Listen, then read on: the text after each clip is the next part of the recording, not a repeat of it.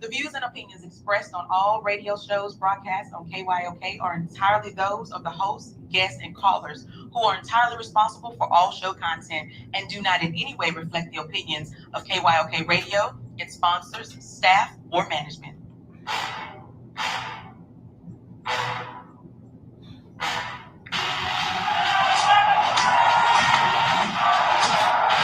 You walk out on that field today. Ask yourself this question. What time is it?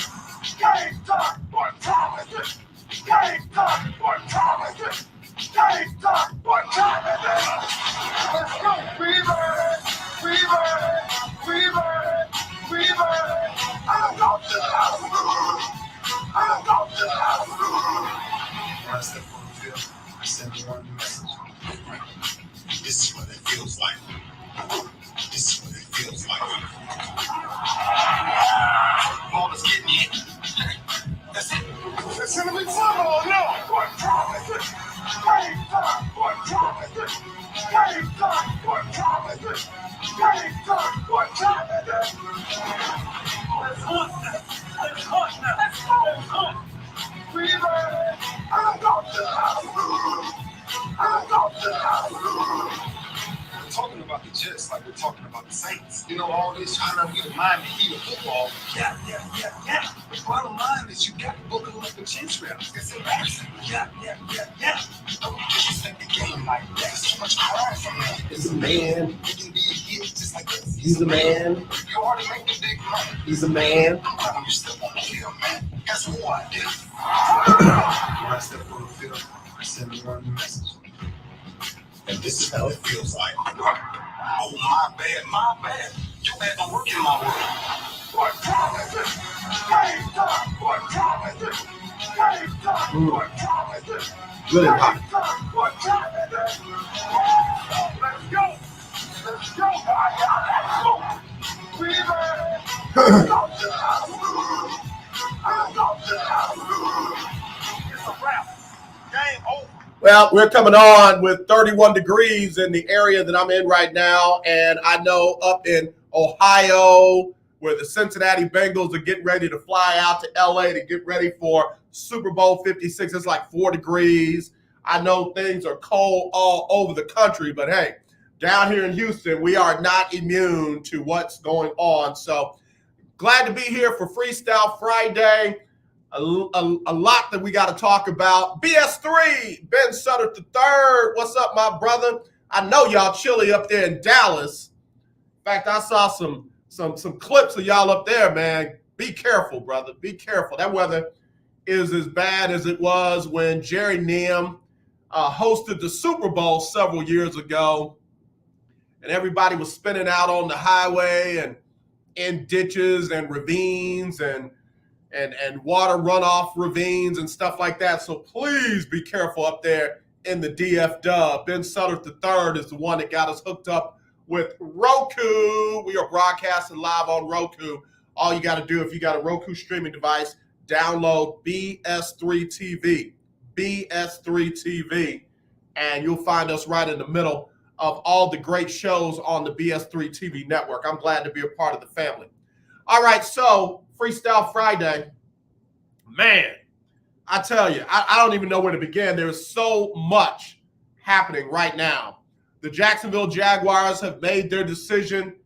Byron Leftwich decided to pull his name out of consideration for that job, and it is all tied to their general manager, Trent Baalke, who I just got to tell you, everywhere he's been, there has been drama. Everywhere Trent Baalke has been, there has been drama. Even in San Francisco when they went to the Super Bowl. Dude was full of drama and everything got blown up. Jim Harbaugh left. You know what happened with Colin Kaepernick. I mean, I don't know about that dude right there, but they were planning on making a move to get him out of there, and Byron Leftwich was going to be in. They decided to keep him. Byron Leftwich is out. Shad Khan, I don't think made a good decision, but I do think they got a good coach. I do think Doug Peterson is a good, legitimate option at head coach for a team with a young quarterback like Trevor Lawrence. I think Doug Peterson can pull out the best in Trevor Lawrence. Now, I don't know how much authority he will have over the roster. I don't know how much authority he'll have over decision making. I don't know. But again, I feel like if Trent Baalke gets out of the way and leaves Peterson alone, I think they've got a shot. But I don't think that's what Baalke's going to do. I don't. So anyway, Doug Peterson, the man at Jacksonville. Don't know what Byron Leftwich is going to do. I know he's going to stay at offense coordinator for the Tampa Bay Buccaneers. Obviously, he will be working with a new quarterback in the upcoming season. But I'm glad to see minority head coaches starting to take a stand and say, I'm not going to just take the first job that's offered to me. I'm not going to just take any job that's offered to me. I'm glad to see that, because if Byron Leftwich had taken that job, him and Trent Baalke not getting along, then you got all kinds of drama. Okay, I got the heavy hitters. Okay, BS3 says, let's see what Peterson does in Jacksonville. He's got a project. He definitely has a project. It ain't Philly. The Philly special ain't gonna help him down there in Jacksonville. They need to tear that thing down to the studs, as Willie Gibson says, and try and rebuild that thing back up. CJ, what's up? Hey, Pastor AJ, love that t-shirt. I wore it just for you, CJ. I wore this just for you. One of my listeners, HBCU alum, sent me a message, say, yo, you didn't wear an HBCU shirt today. And the person happens to be an Alcorn State alum. So I wore this for you and my guy. All right? All right. Mike Patton touring the AFC South. They got as much of a shot with Baalke at GM as they do with Stevie Wonder being able to sing. Man, Mike Patton, that's raw. You're a little raw right there, bro. Bro, you're a little raw right there. You're a little raw right there. BS3, I wonder if Leftwich is joining Flores. And I don't think he does. I don't think he does. I think Leftwich stays right there in Tampa. CJ says, all right. CJ likes when she gets a little love and happiness. Let me drink my stuff. It's hot. It's good and hot. I gotta have it. It's real cold on the outside. It's real cold on the outside. And I walk in and the building's got the temperature set on Hades. Not 70, not 80, not 85. They got it set on Hades. It's hot as Hades in here today. They got it set like it's 2 degrees outside. But I got some hot stuff. Yes, I do. Yes, I do. So anyway, got a very special guest that's going to join us today on the lunch break. It's none other than my dear friend and colleague, Kim White Davis. And we are going to surprise her today. She's coming on today thinking that we're going to talk about, sports. And we are. But we're going to talk about her. So y'all do me a favor and y'all tune in and listen to one of the Black history makers in person. Imagine if you could have talked to, you could have talked to one of the Black history makers from back in the day. If you could have talked to Harriet Tubman, if you could have talked to Martin Luther King Jr., if you could have sat and talked with Malcolm X, you could have sat and talked with one of the first of the first of the first. Well, guess what? We got Black history makers right now in our midst. And I don't want to miss this moment. So I want to talk with her about her. All right. So if y'all get a chance, I want y'all to do me a favor. I want y'all to call in at 281-453-1000, 281-453-1000. Do 2 things. Ask her a question about her. And then number 2, encourage her. Give her words of encouragement to continue to be a Black history maker. Okay? All right. CJ said, I thought that Stevie Wonder, excuse me, I thought that Stevie Wonder comment was funny, but I don't know what he was talking about. It was funny. It was hilarious. It was hilarious. Mike Patton is in rare form today. He already starting off in rare form. All right, so let me see what I got here. What else we got? We got Doug Peterson going to Jacksonville. We got the Houston Texans saying now. They saying that Brian Flores is still a finalist for the vacant head coaching job here in Houston.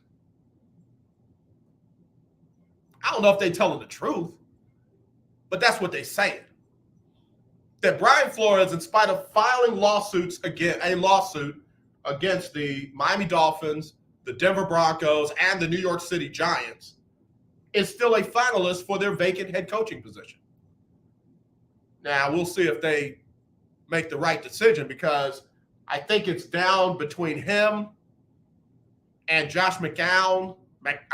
Y'all forgive, I mess up his name on purpose. Josh McCown, who has never coached a single play, a single down, a single situation in the NFL, but yet he's a finalist for an NFL head coaching position. Talk about firsts. But anyway, Brian Flores is still a finalist. Mike Patton said, we'll do my best to be tuned in. Thank you, Mike. Keith Hennig, Flores would be an outstanding choice. Yeah, he would. Yeah, he would. He's got that New England pedigree.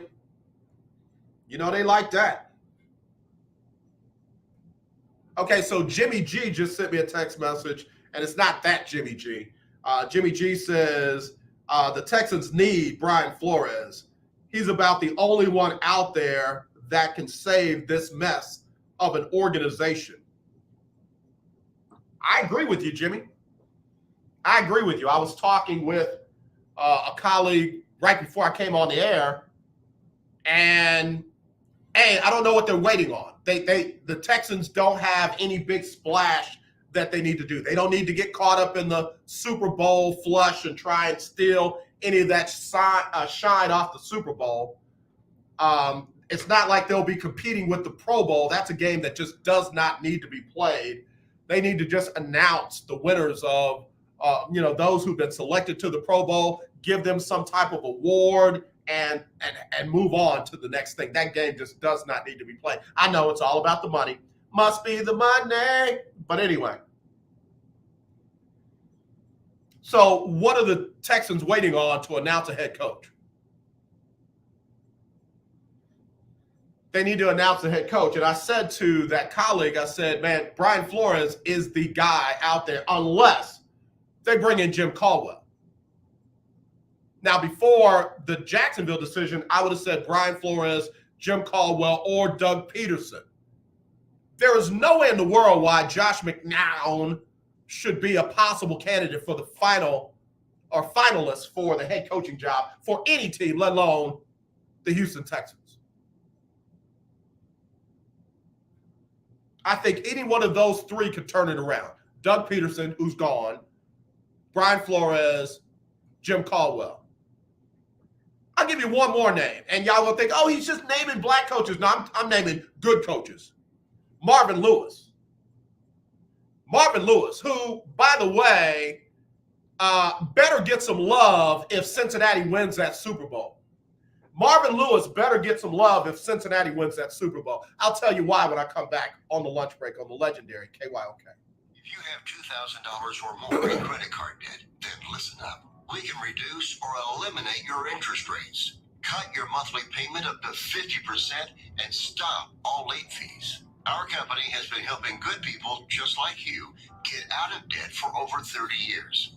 Don't get stressed out. If you have $2,000 or more in credit card debt and medical bills, we can show you a way to reduce all of your bills to one lower monthly payment that you can afford. So again, if you have $2,000 or more in credit card debt and medical bills you can't afford, Make this free call today and learn how you can finally get out of debt. Call now for your free consultation. 800-638-7112. 800-638-7112. 800-638-7112. That's 800-638-7112. Sponsored by Credit Card. How is your car payment treating you?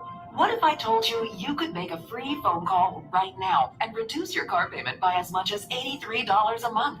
Look at your car payment closely. You could be paying as high as 20% interest. Rate Genius can help you reduce your car payments by reducing your interest rate to as low as 2.48% APR. We can refinance most existing car loans or leased cars, new or used, and save you money every month. Put more money back in your pocket. The call is free to find out how low we can lower your car payment. 5 minutes of your time right now could save you hundreds of dollars a year. Call Rate Genius now. 800-811-4169. 800-811-4169. 800-811-4169. That's 800-811-4169. No, applicants qualify for a loan or rate savings. Actual offer terms, including APR, are determined at the time of application based on creditworthiness value, legal loan term, and other factors. Life can be full of risks. One thing you shouldn't take a risk with ever is your family's health insurance. If you're self-employed or you now need affordable health insurance, you need to make this free call right now and see how the Health Insurance Helpline can help you get it. We specialize in helping the self-employed and people just like you that need affordable health insurance to get it. We have short and long-term health insurance plans. Bro, I'm not 100%, man. I'm prescription drugs. I'm not 100%. With your family's health insurance, it's not worth it. If you're self-employed, I'm not 100, man. I can't laugh. Affordable health insurance. Stop messing with me, right man. now and learn for Stop free how to get it. Listen, affordable health insurance plans for everyone just like you are a free phone call away. So give us a shout right now. 800-472-5145. 800-472-5145. 800-472-5145. That's 800-472-5145. The legend is K1OK, 1140 AM and 92.3 FM. The legend continues.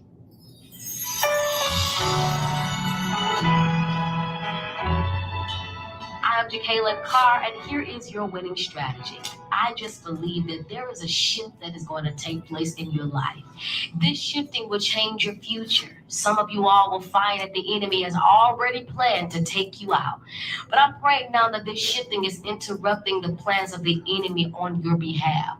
Friends and families and co-workers, bosses, they will not understand or recognize the shift. When it hits your life, they won't see you as who you are now, but they will see you like they used to see you. Talk to you like they have always talked to you. Do things around you like they have always done.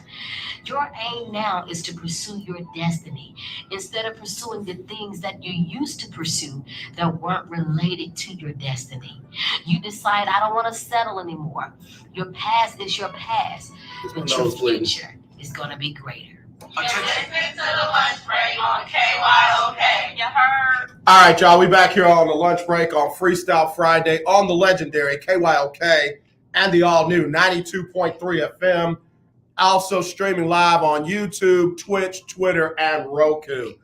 Mike Patton, man, I don't feel good, bro. I cut my nose shaving. Don't ask me how I cut my nose shaving, but I cut my nose shaving.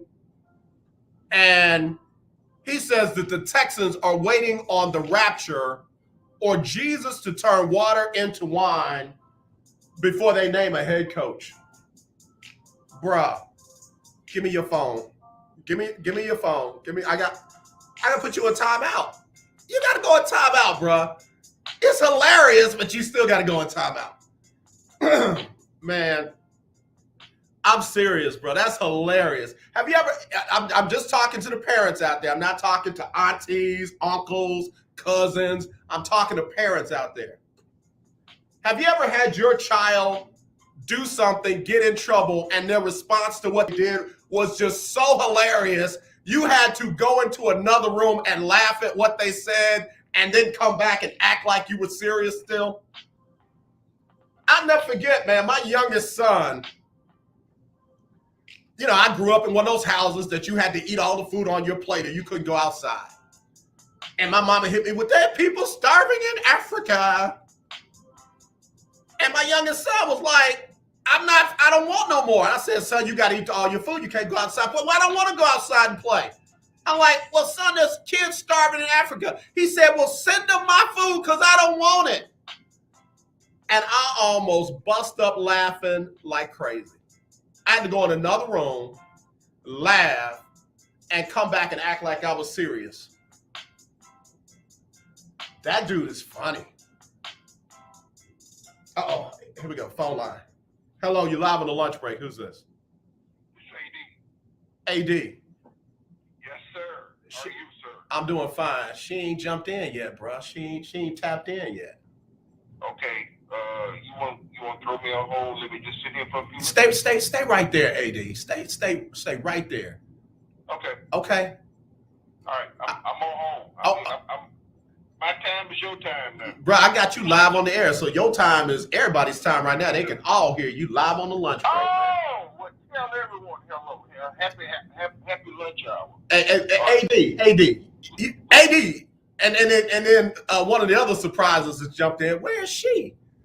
AD, you got kids, don't you? Oh, yeah. Not only have kids, have a couple of grandkids to go along with them. AD, have you ever had one of your kids say something so funny when you was trying to be serious and get them in check? And you had to go in the other room and laugh it off and then come back and act like you were still serious? Uh-huh. Wait a minute. And they learn real quick, too, because my daughter, the oldest one, learned real quick because the youngest one, she was trying to protect her younger brother, and it was like, okay, she would just do it, because I was getting ready, because I have a scorched earth approach with my kids when it comes down to discipline.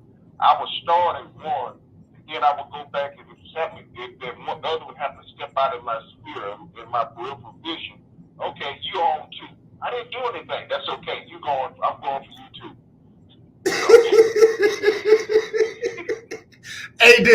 AD.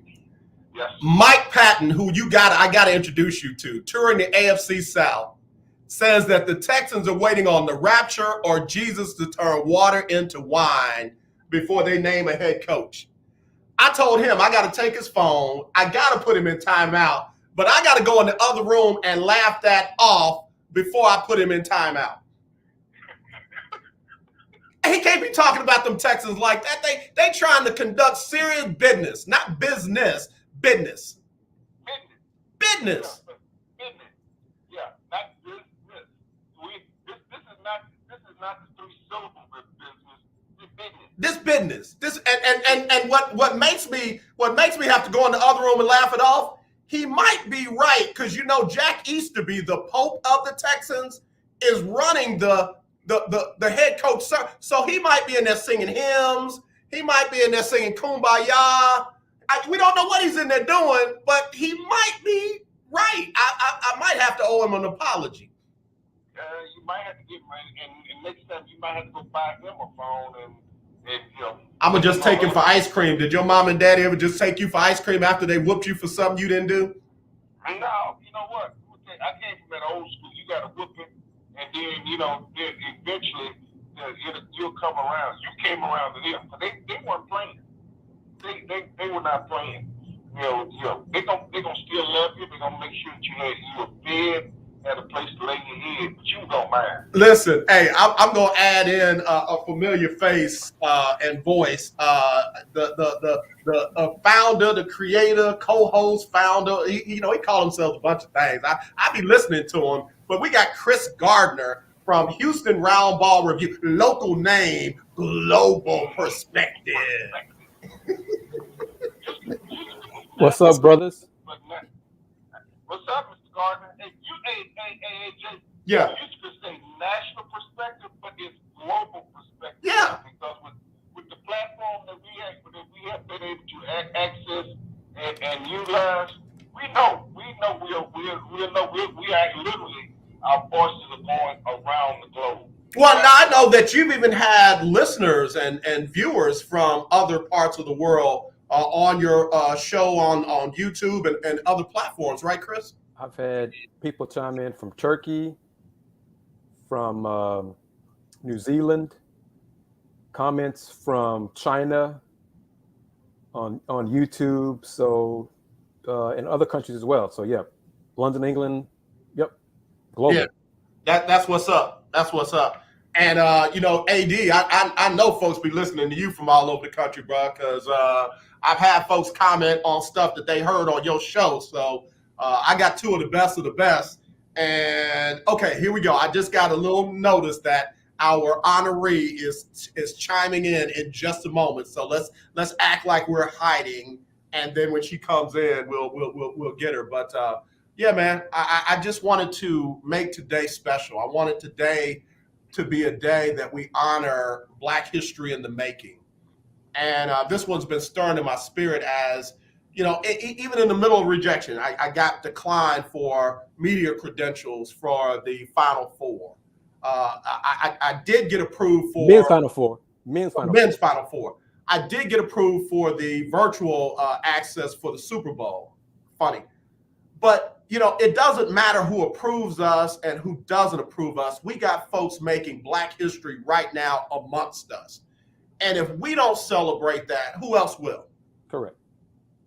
And the thing about it, I'm not waiting around for somebody else to acquiesce who our president. We ought to acquiesce our own president. Right. And the bottom line is, we shall applaud each other. We should be each other's cheerleaders, and I think that's essential, because, you know, there's a little caveat, because they'll take that little nugget if they can break a chasm between us. That's where our history has been for a long time. Right. To segregate and separate us and try to one of elevate us and say, see, you that 1 in 10,000. Yeah. We all part of it. We all just like those sands on the beach when that wave brings us in. Come on, brother. We all those sands on the beach when the tide brings us in. We came in together. Yeah. Okay? Yeah, no, that's well said, AD, and that's how I feel about it, man. If we can't tell our story on their platforms and at their events and things like that, guess what? We got our own platforms and we've got our own events. We'll create events if that's what we got to do. But man, we're not going to be a part of this wave of rewriting history. And without further ado, I want to reintroduce my friend, colleague, and I'm going to go ahead and say it, one of the very first Black women in sports broadcast journalism in the city of Houston, Texas. I want y'all to give it up to Kim Y. Davis. Kim, God bless you, sis. Thank you. I was having some problems with my camera, so anyway, I'm here. Thank you. Hey, Chris Gardner. Thank you, because you look amazing as always. Well, you know, I had to. Usually, I work out at 6 a.m, but because of the weather, the studio was sent a text and said we're not having the 6 a.m. So I went a little bit later, so it put me behind a little bit, but I got it in. Well, Kim, I want to surprise you because we've got somebody on the phone. I'm going to let him go first. We want to honor you today, Kim. I know you call in and talk sports, but guess what? We're talking you today. So, AD, go ahead, man. Hey. Hey, what's up, Katie? How are you? I'm good. How are you? I'm doing excellent. You know, the interesting thing is, AJ asked me to have kids and everything, and I've told Kim this on more than one occasion, and I think the world needs to understand. My daughter follows Kim on LinkedIn, and she is one of her most enthusiastic followers because of the fact that the legacy of information that she puts out there, and you know, with my daughter in her professional development, and as she tries to matriculate and move in her professional career and everything, this is one of the avenues that she utilizes and incorporates her daily activities.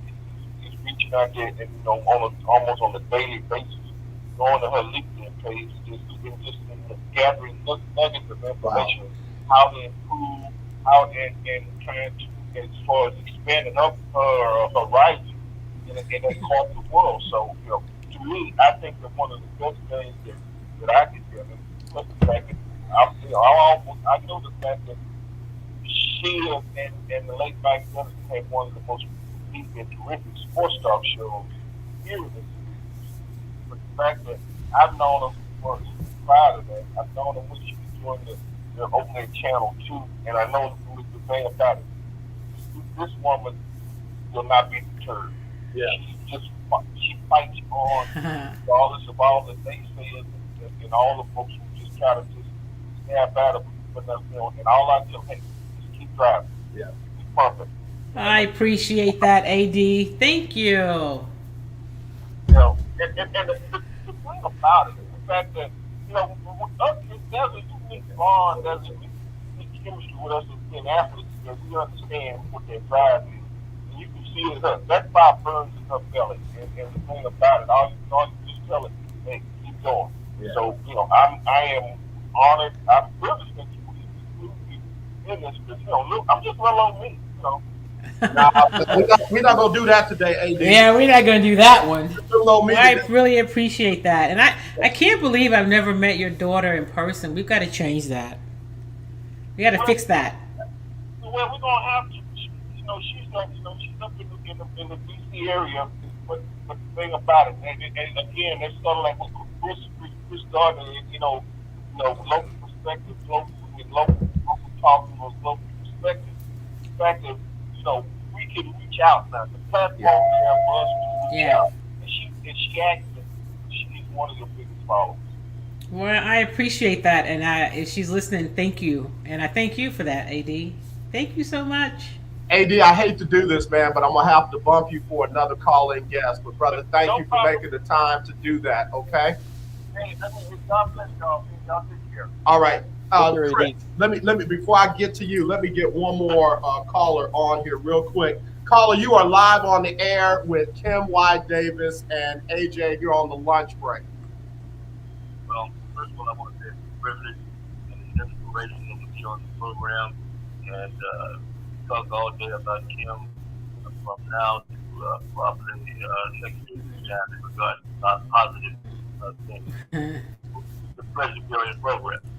Kim, if you don't know that voice, that is none other than the guy I call the guy who reports, Ralph Cooper. Yeah, I just had to listen for a second. Hey, what's up, Ralph Cooper? Yeah, this is Ralph, and I just wanted to call in and be a part of what AJ is doing this morning with you. I just have to know now, and it's just a privilege. And a lot of times, I think on my Facebook, one of my Facebook pages here recently, I wrote about the inspiration. I look for inspiration now. You look for things to keep you going. You, AJ, Tim, you, Chris, and AD, and people like yourselves are all very inspirational in regards to keeping a guy like me going. We have gas in the tank, but sometimes we need to have a fire lit on it. Thank you very much. Okay? I can't thank you all enough. Ralph, thank you, Ralph. We appreciate you. You kind of laid the groundwork back in the day. We're not going to talk about how many years, but you know, you were it. I don't mind talking about this. I can remember when everything was white males. There were no black males. If there were one or two. There were no females at all. It was an all white male thing, especially when it came to football. That's why the Brian Flores thing is really inspiration for me, because to have a guy like that speak up, and hopefully he will not get the Craig Flood treatment. When Craig Flood went before the court to fight for free agency, he went solo. Not one player showed up, not one present day player at the time, not one ex-player showed up. And hopefully that will not happen if this case goes to the court. Brian Flores will be down there by himself with two lawyers, and the 80% of the black players will be on vacation in Cabo or somewhere relaxing. So that's my point. Ralph, I tell you what, you just are just a walking history, man, and we couldn't make current Black history without having you as a part of it. So, man, again, thank you for paving the way, and thank you for your words of encouragement to one of the first, our own. And thank you. Keep it up and stay strong. And stay safe. All right, thank you, Ralph. Yeah, thank you. Stay safe, Ralph. Bye. He likes pies. you see the other surprise I hit you with right here. I couldn't have a chance to honor you without having your brother right next to you. So, Chris, go ahead, bro. My goodness, man, I'm glad to be a part of this.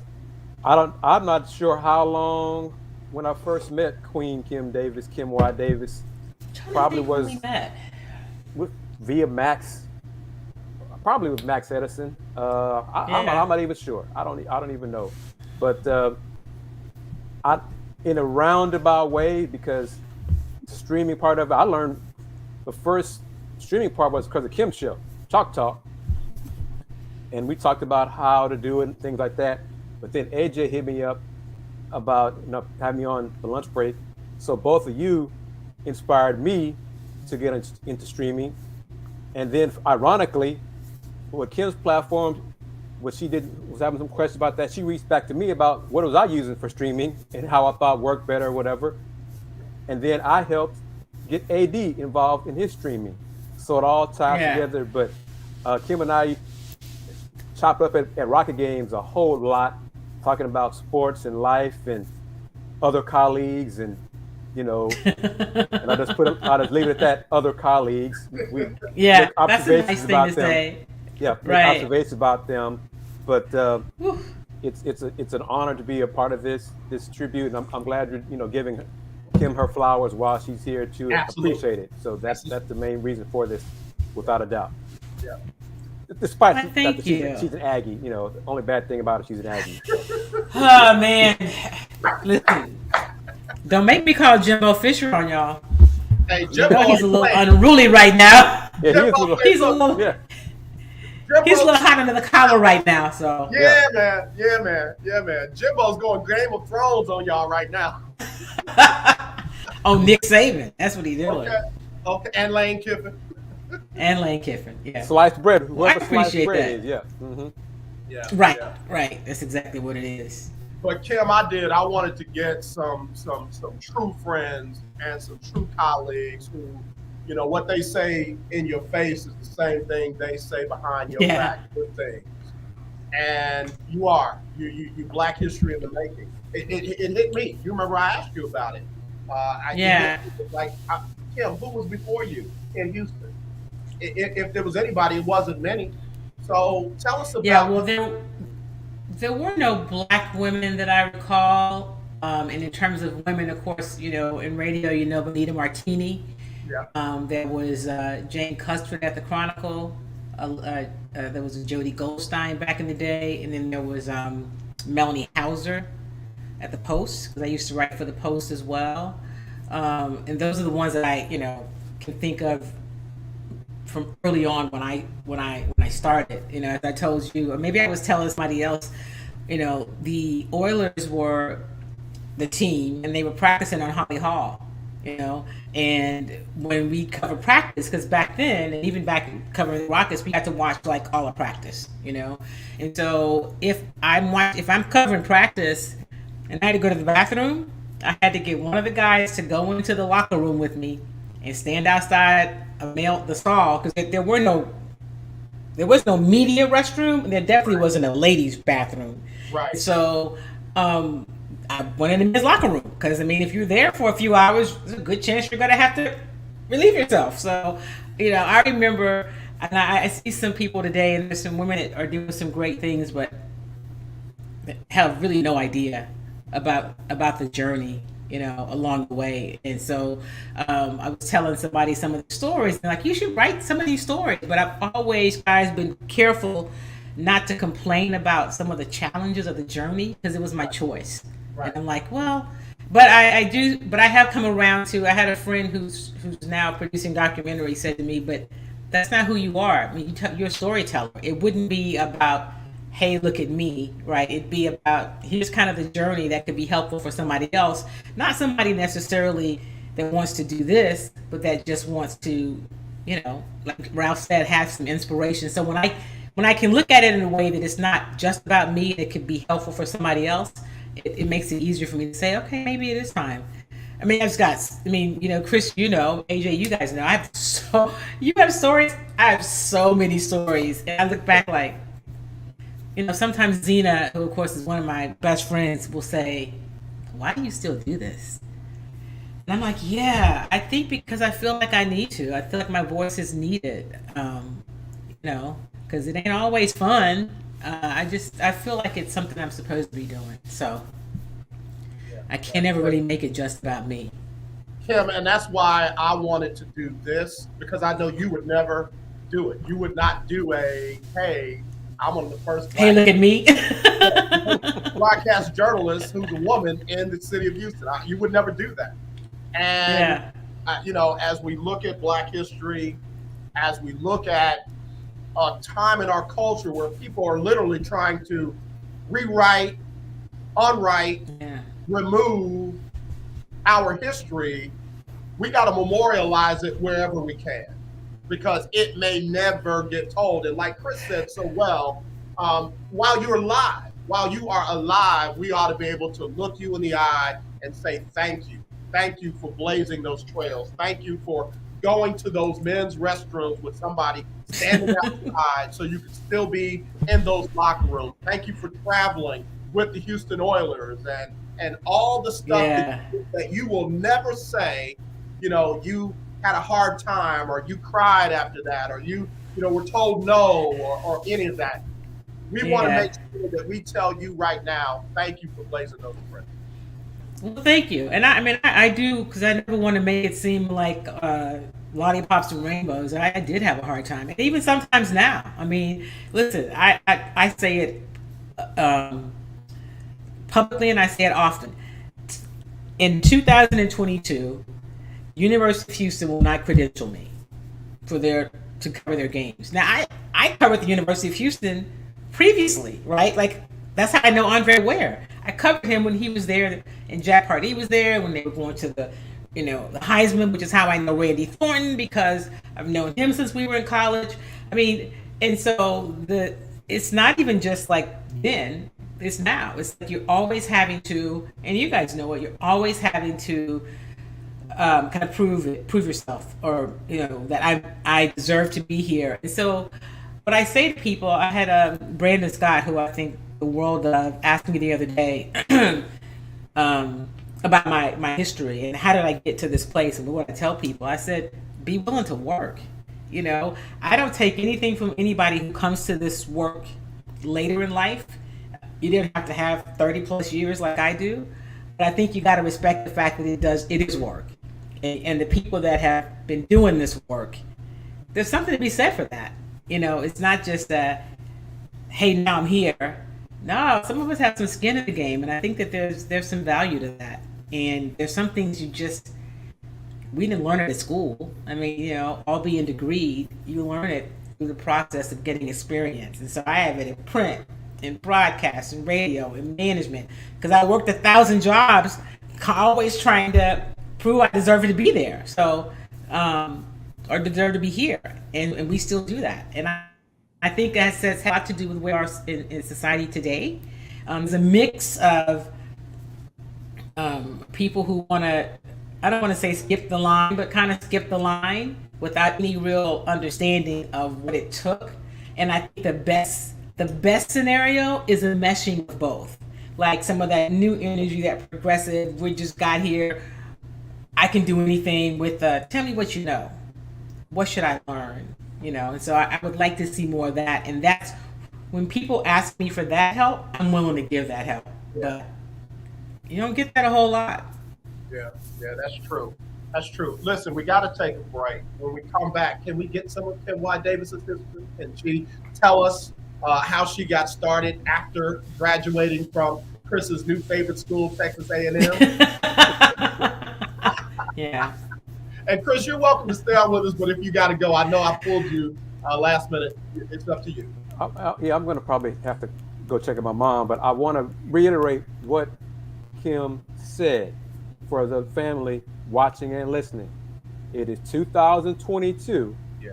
Despite her history, her work history, and her accomplishments, my alma mater, the University of Houston, I'm going to call out because I can, will not credential her. Okay? Let me say it again. The University of Houston Athletic Department, Sports Information, will not credential her, despite her long list of accomplishments in media. So you're tuning in, you're watching, you're shocked by that. I'll try to put in the word at U of H. Talk to folks over there. I remember, Nothing's been done so yeah. far. So I don't understand it, But like I said, I'm putting out there again because I can. Not saying that I'm above it all because I'm not. Yeah. They could probably cut me off at the knees if they wanted to also. But if they do, they're going to have hell to pay. But I'm just putting it out there once again. Kim Watt Davis is not credentialed by the University of Houston, despite the Texans credentialing her, the Rockets credentialing her, and all other teams in this city, but University of Houston won't. Go figure. And sometimes on a national level, covering schools, in the Big 12 or the SEC or other places. So I think that the clincher for me, and Chris and I've talked about this a lot, and AJ, is when I had this email exchange with him, and I said, well, what? There's certain requirements or standards, or what is it that you're looking for? And he said, you can't just let anybody come in and cover the U of H. And this is before they got to where they were in the Final Four. I was like, dude, there are more people watching my show than sitting in the stadium. I didn't say that, but I'm listening to him like, really? He said to me, I don't feel like you're committed to college athletics. So that's not my job. That's your job. My job is to cover them all and tell the stories. And so at that point I was done. He's like, well, we'll allow you to come to practices. Yeah, I'm good. So I haven't been back, I'll go to other places. Just like, that fight I'm not gonna fight in the 21st century by doing it. All right, y'all stay right there. We're gonna take a break. We'll come back with Ken Watt Davis. Chris, thank you as always, man. We love you. We'll talk to you again. Thank you, Chris. Appreciate you. Welcome, sis. Next Thursday, brother. Okay, man. Take care. Love you. All right, Ken. All right, love you.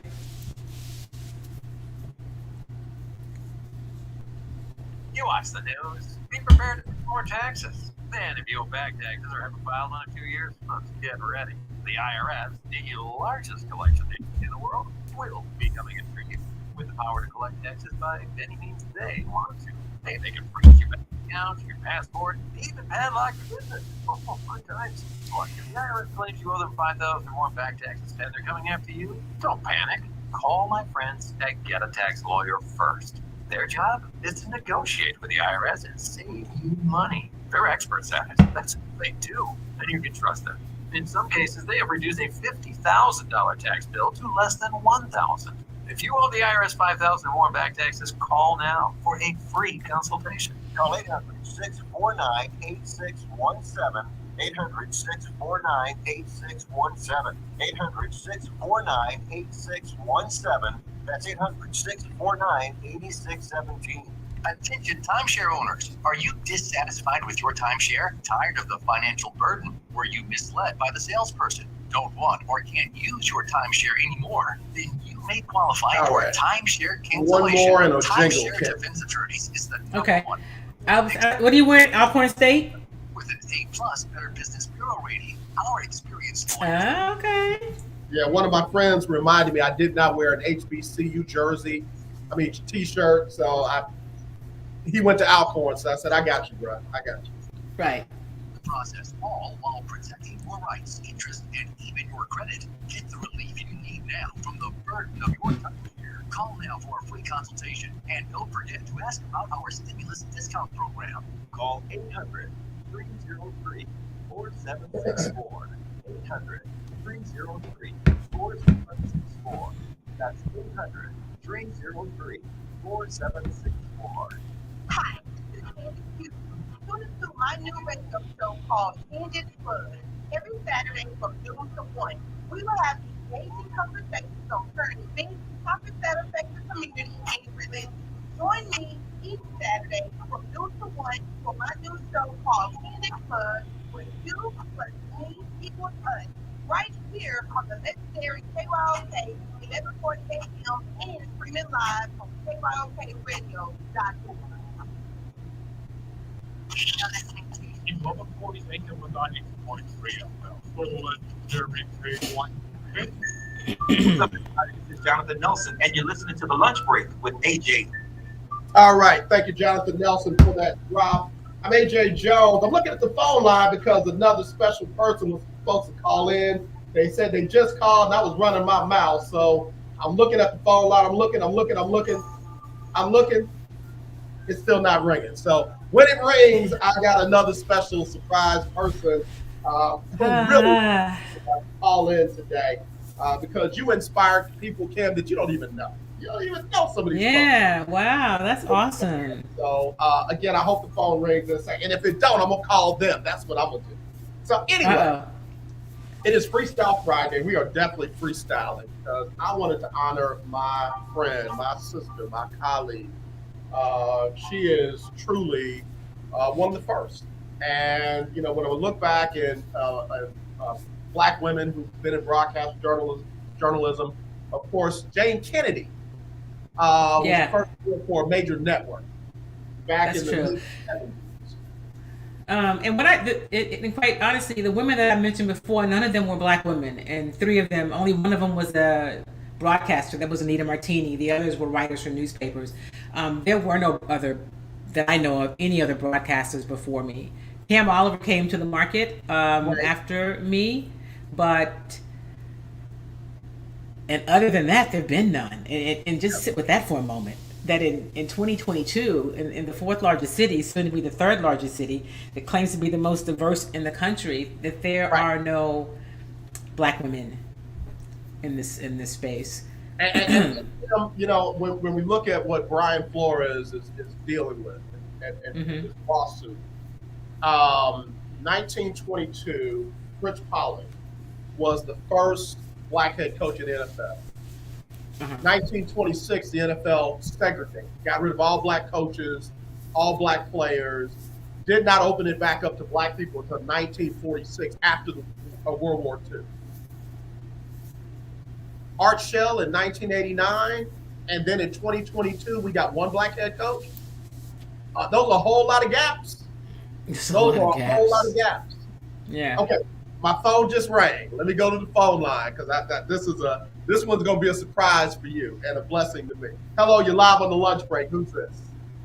Hi, it's Keisha. Keisha Kelly, the founder creator of Black College Experience.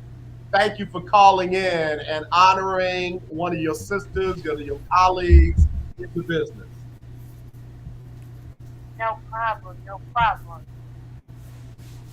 Go ahead, Keisha. The floor is yours. Well, I did. I was happy. I think I called in right before I called in. I heard part two, so I got to touch about that.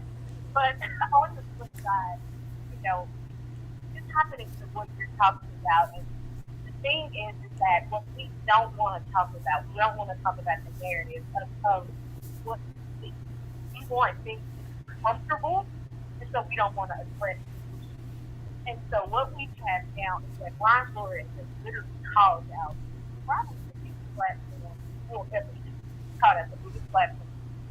And we're seeing other coaches come forward, Jackson, I'm sure there will be others.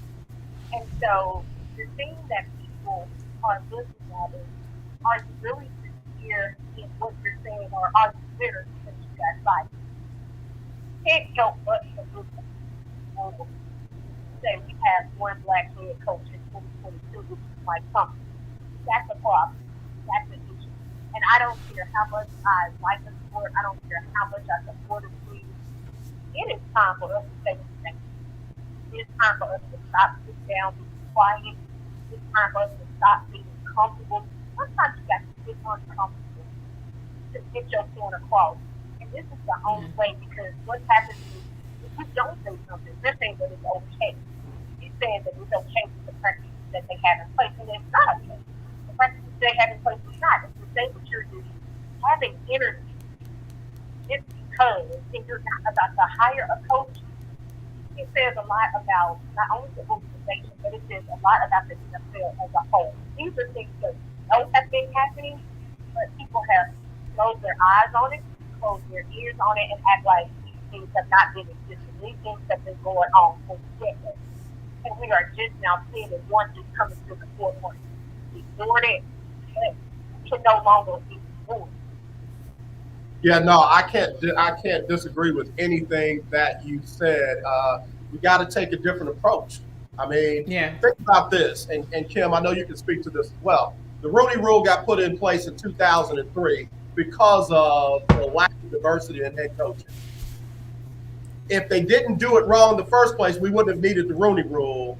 And now that the Rooney Rule is in place, they're finding ways around the Rooney Rule. So why are you, A, did you need it? B, are you trying to circumvent it? And in 2022, you still only have one black head coach, and you feel okay with that. That's not going to cut it. And to go back to this, so I was looking at something Steve White said. He started talking about, he said every time you have a head coach, you also got to look at assistant coaches. Right. You also got to look at assistant coaches as well. And so it's a balance. It's sad because here we are in 2022. I think 2 years, 2 years after the whole thing happened with going forward, we talk about diversity and inclusion, but yet we don't have diversity and inclusion. Right. There's no reason why in 2022 we should still come at the first woman, the first black man, the first black woman, the first anything. We should not. Yeah, especially in this market. I know you go through a lot of that over there in Atlanta. Now, Kim, Keisha Kelly covers the Black college experience, so she literally, I call her the queen of AT sports. And she's still, getting doors closed in her face. She's still saying getting turned down for credentials. She's still doing that. And we shouldn't be fighting these fights at this stage of this situation. Yeah, because it's about having access in order to do the work. I don't know why there are people in these positions who somehow think they're doing you a favor. I mean, when people ask me about, so you get to go in the locker room, and I said, listen, I go in the locker room because that's where the work is done. Right. There's nothing exciting or riveting about being in a nasty, sweaty ass locker room with a bunch of, men that just came off a field. I mean, stop glamorizing it. You know what I mean? But I also can't. It's a workspace, right. And now we're not because of COVID, but it is about equal access, and that's really the whole point, so that we can tell the stories, so that we can have some diverse voices and diverse perspectives, so that the narratives that we hear, i.e. Brian Flores is hard to deal with, he's insubordinate, he's not a great guy, and then you hear his side and you're like, well, perhaps the narrative was shaped because he didn't do the things that they wanted him to do. You hear the Eric Bieniemy is not a good interview. And I say, back when Max and I had a show in the 90s, before Tony Dungy got his first head coaching job, that was a narrative on Tony Dungy, right? Right. They talked about him, and they said, I remember I did a show at Channel 11. I remember going back and forth with the guys in this round table, like, nah, you, what is it? Who said it? What is it that makes you say that? And granted, we had interviewed him on our show, and not because he was a good interview, he did a good radio interview, but I was like, you got to give me more than saying, well, he's just not a good interview. At that time, he was a defensive coordinator with the Steelers before he got his first head coaching job. So it's what they do. It's an easy fallback. Eric, what's a good interview? What makes a good interview? Like, what's a bad interview? Is what I would have been thinking. Like, what's a bad interview? Right. Well, and that when I asked the question, nobody really had the answer. But that goes back to who's telling the stories, right. And that's why it's not just, oh, it's nice to have some different people with different backgrounds and diversity telling it. No, it's necessary, right? Because we can sit there, and we've done it in the press box, and see something unfold and have two very different perspectives about what just happened. And we need people that are in the room that can push back on some of these things that are always so negative. It's an easy way out. And, I just, I've heard that so much about Eric Bieniemy. I've heard it about Brian Flores. I don't know him. And so I still don't know him. I know what he's doing, and I think it takes a lot, and kudos for him for standing up for it. But,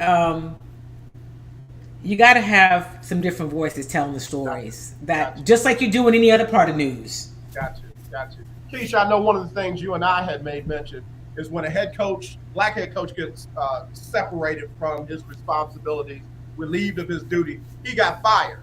But when it's another coach, they were just, they parted ways. And it's just. We parted ways, yeah. It's just ridiculous. Keisha, go ahead. And the thing is that we control the narrative. As media, we control the narrative of what goes on. And it's so funny to sit on this side as a member of media.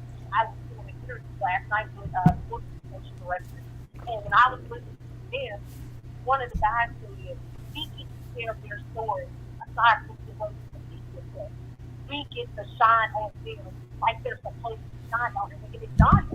I said, we control the narrative. We can say whatever we want. We can write whatever stories we choose to. We can win it however we win. And people will believe whatever we put on paper. So research, no facts, no nothing is right. They believe whatever it is we put out there, depending on who the person is. And that's the thing. Every black coach has inspired every white coach in part of way. So what's the difference? You walk him out with a box, you walk him out with a box, they both got the same thing. Wow. So part of ways or the fight. You don't get to pick and choose which got what. They went out the same way, both went out the same way. And I'll never understand that. Again, we control the narrative of what's going on. We're writing the story. We're explaining what's going on. And we have to take control of what we're telling people what's going on. Which is why a lot of people don't like to deal with it. Yeah.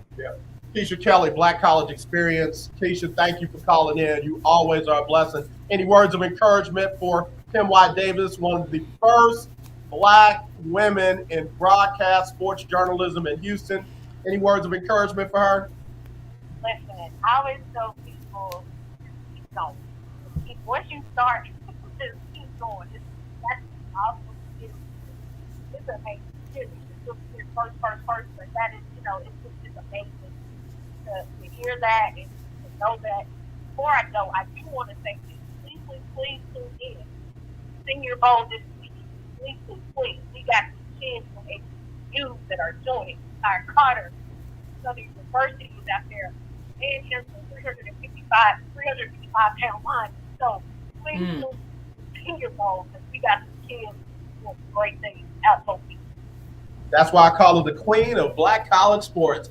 Keisha, you be safe over there in Georgia, girl. We'll talk to you soon, okay? Take care, Keisha.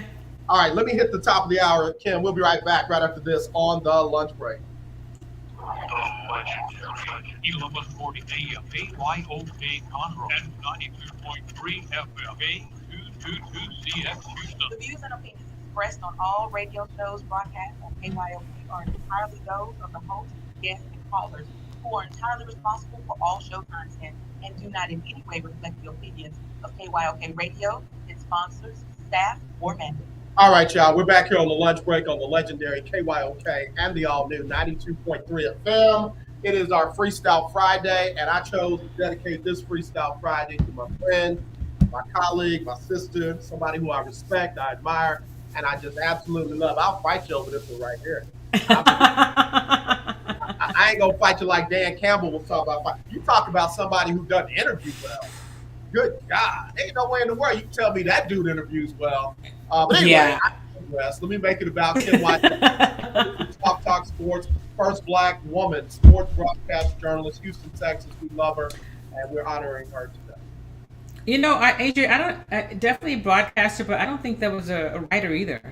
I don't think there was anybody in print before me. I mean, I started when I was, 12, but I'm over 30 years in. That's why I wanted you to really think about it, because if you don't remember, there probably was. Yeah, I don't remember. There was locally there wasn't. Nationally, of course, there was Gail Gardner that most people probably don't remember. She was at ESPN, or she was CBS and then ESPN, and then Robin Roberts came along. Right. She's, of course, that's where she really cut her teeth before she went over to Good Morning America, and. I did some stuff with BET nationally back when they were doing, real shows. And that's where I got to know guys like Mike Wilbon and JB, a lot of those guys, Bill Roden, got a chance to work with, because I was like the person from the South that they bring up to do these the Budweiser Sports Report, which was the show they had. And so I was fortunate to work with people in other places, because here I didn't quite get that same, those same opportunities, You know, Right. and so I remember, AJ, when I left the market in 1996. At that point, I'd been in the business since '89, and I'd been on doing work on Channel 11. I did morning radios at Magic when they had, we still had a local show. Max and I had a daily 2 hour live radio show. We were doing drive time. I was doing overnight news cut-ins at Channel 2. I was still doing the stuff for BET. But every time I would try to get like a full-time TV sports job, I wouldn't get it. And so people would always ask, well, have you worked in a smaller market? And I was like thinking, well, why should I have to do that? Because at this point, I've got like experience. I'm not just coming out of college saying, hey, give me a job. And I remember having a conversation with James Brown, and I said, I guess I'm going to have to go to one of these smaller markets, because I wanted to always remove the excuses that people had for not giving me an opportunity. And he said, I just don't think you should have to do that.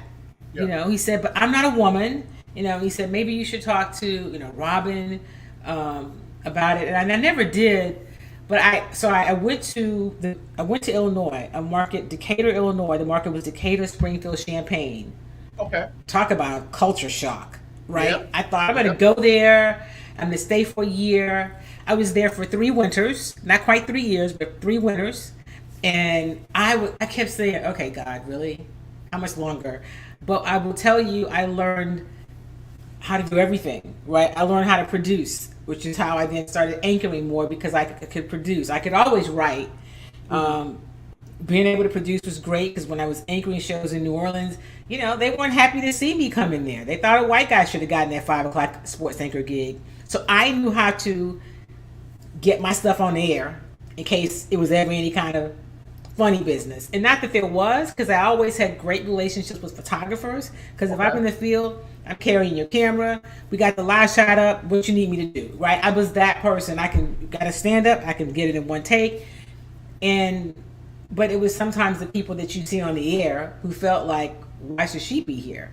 And I faced that, in many places that I worked. And so knowing how to do everything it took, except for, I never shot. I know if I would have started the business now today, I'd have to know how to shoot. I never shot. I could edit, I could write, I could produce, I could back time, which most producers can't do now. Wasn't from a computer, it was from that universal clock in the studio. And all of those things helped make me better at my craft. And to be able to, whatever happens, the computer go down, that's okay. I know I got a back time, I got 30, okay.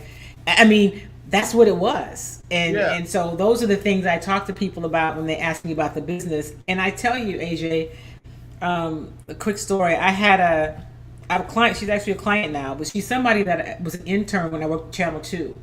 And she reached out to me on LinkedIn and said, are you still coaching people? Well, I do media coaching, but so I said, well, let's have a conversation. What are you doing now? She was working in Idaho Falls. She was a main anchor. And she said, I feel like, she goes, first of all, when I was an intern, I learned more from you about the business of television than I've learned anyplace else. And I was like, oh, thank you. I'm glad I was able to be helpful. And she said, and I feel like I need to make some improvements. I want to get better at what I'm doing. And I get approached from agents all the time, but I know they just want to place me. And I want to make sure that I'm ready. I said, well, tell me, what do you think you need help with? And she said, everything from her delivery to her look. So I said, okay. And so she said, I realize you have a business. I don't expect for you to do it for free. So I've been working with her. And I said, okay. So we worked on, I said, I don't want you to be overwhelmed. We'll take it in chunks. From the makeup she wears, she wears her hair natural. She goes, I don't want to have to, start wearing a weave. I said, you don't, but you got to get the right kind of haircut. And you don't have to go short, so let's talk about the look. Let's talk about your look on the air. Her look is not my look, because we're two very different people. But your look's got to be elevated a little bit. And here's how. Okay, we got to do some skincare stuff. We worked on all those things, as well as she's a very good writer. She loves reporting. But her anchoring, she felt a little uncomfortable with. I said, it's because you're not connected to the copy. Because somebody else is writing it, it's not strong. I know you can't write all those shows, so let's talk about how we can work on that. So she's somebody who's interested. She's a millennial who's interested in being better at her craft and not just moving along. And actually, she is things there kind of started being crazy, and she felt like she needed to be somewhere else. And fortunately, I had a relationship and was able to connect her, and she's moving to Tulsa for an anchor job there. So, I'm not an agent. That was not what I signed on to help her with, but I was able to. And I told her, I said, "Listen, it's about relationships, and everywhere you go, you tell me about this person who's a news director you work with back in Washington State. You need to reconnect with them. Don't ask them for anything, but you need to have those relationships." So, people like her, I appreciate because she wants to be good at her craft and is willing to put in the work and respects the fact that I put in the work. So, So you just said something real important right there, and I got to tap into that. M.Y. Davis, Chalk Talk Sports, we're honoring her today. She is the first Black sports writer, broadcast journalist, Houston, Texas. Woman, in Houston. Yeah. Mm-hmm. And it's that willing to learn the craft rather than just using me to get in front of the camera or to get on the microphone. And I don't have a problem with people having ambition. In fact, being one of my brothers, Willie, we say you don't always have to dig it out of the mud. Not everybody has to dig it out of the mud. But if you don't want to dig it out of the mud, I might not be the first stop you want to make. If you're not going to learn it right A to Z, then go ahead and jump to whatever letter you want to start at. That might not include me. So, let me take a break and let me kind of get my thoughts together. How do you feel about some of, not even just the young people, because you got some older people in this industry now that's ready to cut corners and talk about the pros, the cons, and the gotchas with the cutting corners in this business. We'll do that when we come back with Black History in the Making. Kim Y. Davis on the lunch break. If you have $2,000 or more in credit card debt, then listen up. We can reduce or eliminate your interest rates. Cut your monthly payment up to 50% and stop all late fees. Our company has been helping good people just like you get out of debt for over 30 years. Don't get stressed out. If you have $2,000 or more in credit card debt and medical bills, we can show you a way to reduce all of your bills to one lower monthly payment that you can afford. So again, if you have $2,000 or more in credit card debt and medical bills you can't afford, make this free call today and learn how you can finally get out of debt. Call now for your free consultation. 800-638-7112. 800-638-7112. 800-638-7112. That's 800-638-7112. Sponsored by Credit Card. How is your car payment? Full of risks. One thing you shouldn't take a risk with ever is your family's health insurance. If you're self-employed or you now need affordable health insurance, you need to make this free call right now and see how the Health Insurance Helpline can help you. We specialize in helping the self-employed and people just like you who need affordable health insurance to get it. We have short and long-term health insurance plans, and some even cover dental, vision, and prescription drugs. Don't take a risk with your family's health insurance. It's not worth it. If you're self-employed or now need affordable health insurance, call right now and learn for free how to get it. Listen, affordable health insurance plans for everyone just like you are a free phone call away. So give us a shout right now. 800-472-5145. 800-472-5145. All right, one more drink. 800-472-5145. Okay. 472-5145. The KYOK 1140 AM and 92.3 FM. This is Tamara Fuentes, Take your seat for Chosen Hoops. and we're at KYOK at the lunch break with AJ Jones, the number one and only. Hey! All right, they said you should be here. Anyway, it is the lunch break. It's Freestyle Friday. I've got, one of my dear friends on here, and I just love her to life. I admire her. I respect her. I had no idea the breadth and the width of all who she is, and that is a first. Sports broadcast journalism writer, all of that for Houston, Texas, Yeah. Black people. I just respect that, man. I got a lot of love for that because again, it ain't easy being the first. It's not like you asked to be the first. It's like you got chosen. And sometimes folks don't understand how heavy those mantles are on us because that means you get the first no's, you get the first you're not good enough, you get the first with no real reasons why.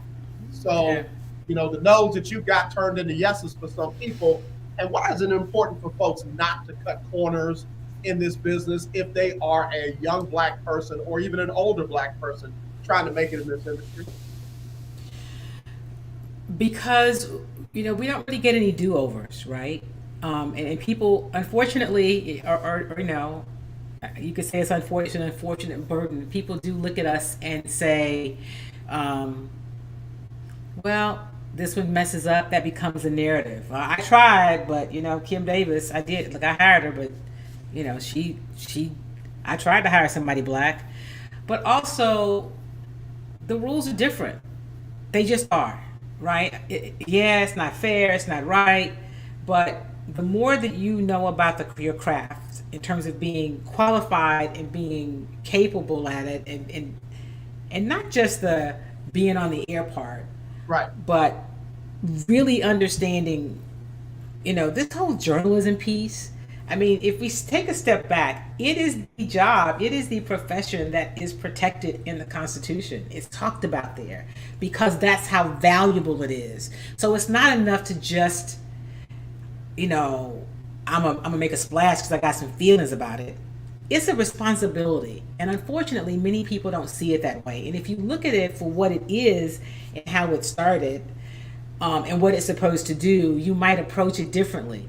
One of the things that's been great is that social media and the internet and all these things have given people more opportunities, but it's also unfortunately been kind of bad because people aren't vetted, right? And there are no real guidelines, and so folks are tuning in and getting their information from sources that aren't always necessarily, they don't take that approach, a journalistic approach. And I've heard people say, well, I'm a journalist, but I'm like, but it's not for me to tell somebody who they are. Self-identify the way you want, but do you understand what that means and what comes with that? And do you understand all the parts of the business? Like, do you know what the difference is in a beat writer and a takeout writer and a feature reporter? And I mean, do you understand the different kinds of articles that are written? Do you understand the different kinds of stories that are told in different kinds of shows? It's a sales show. What does that mean? Well, you got to know that stuff if you want to be, to me, seriously in this business, and people don't take that seriously enough, and that's, to me, unfortunate. And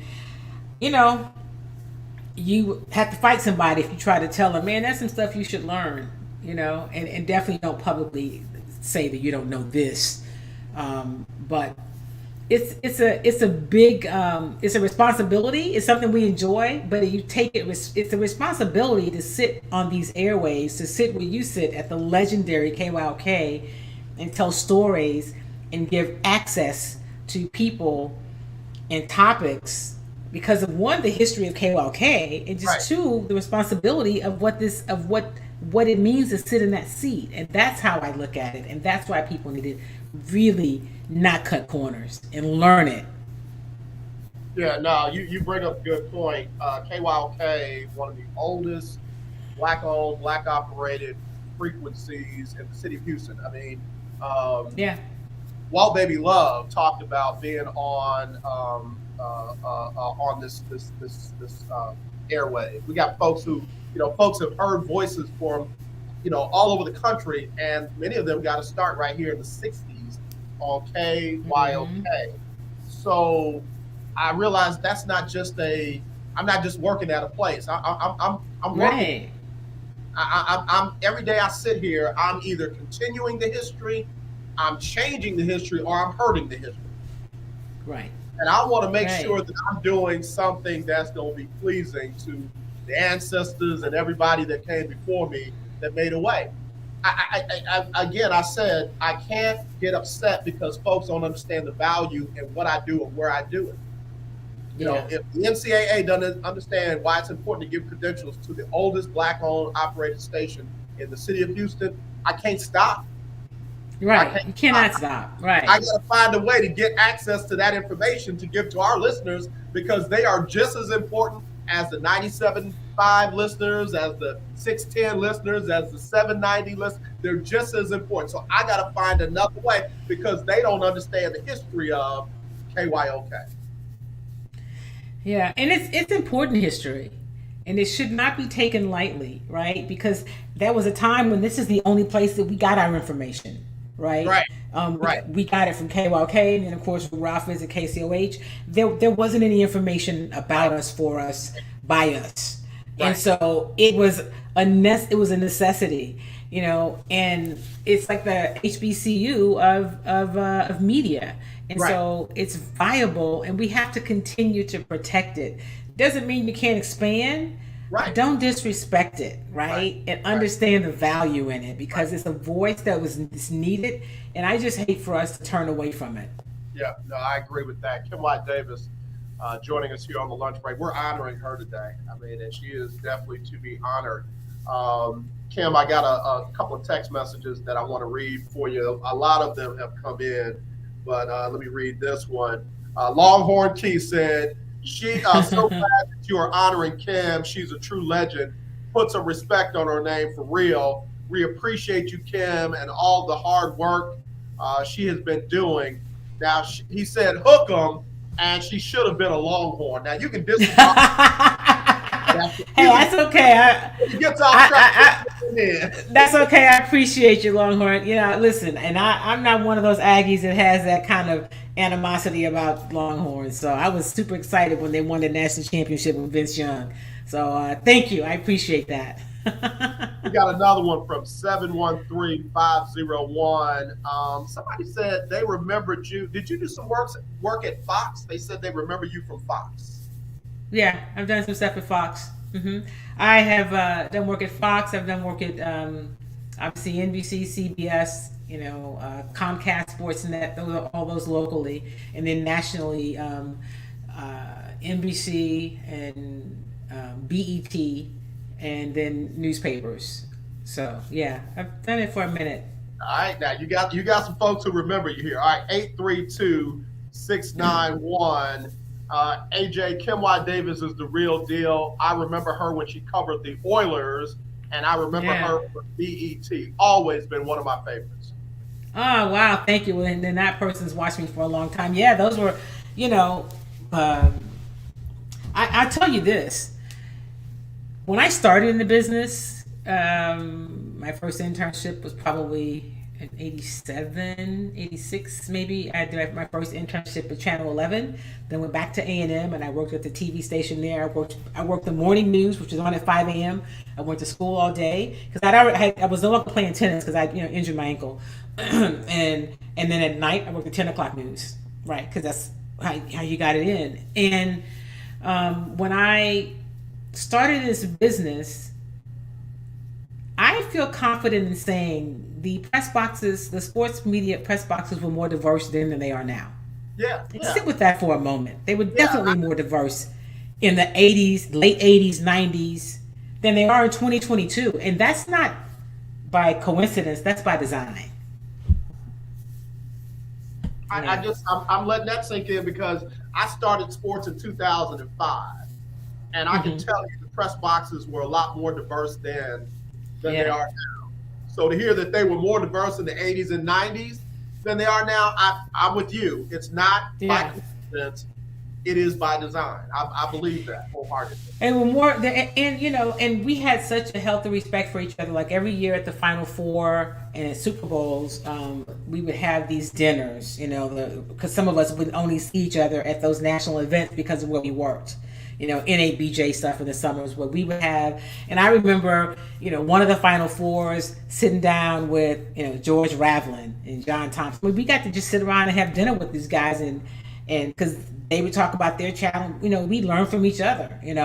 I'm a tennis player, right? So obviously one of the people I just have a tremendous amount of respect for is Arthur Ashe. and Yeah. to be able to sit around and talk with Arthur, to be on a show and to actually be able to interview Arthur was those are the kind of highlights, for me, and being in the space with people and having these conversations and learning about it. I mean, I remember the year the Rockets won their first NBA title.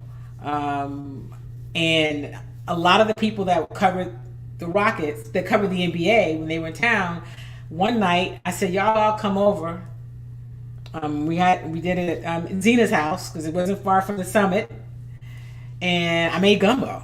So I say all the people. Let me be clear, the black writers and broadcasters that were covering because we knew each other. We got to hang out, and so instead of going out, they came over and I cooked gumbo. We hung out. I mean, I miss that kind of camaraderie, and now it's so different. I mean, I go in spaces and I'll see people.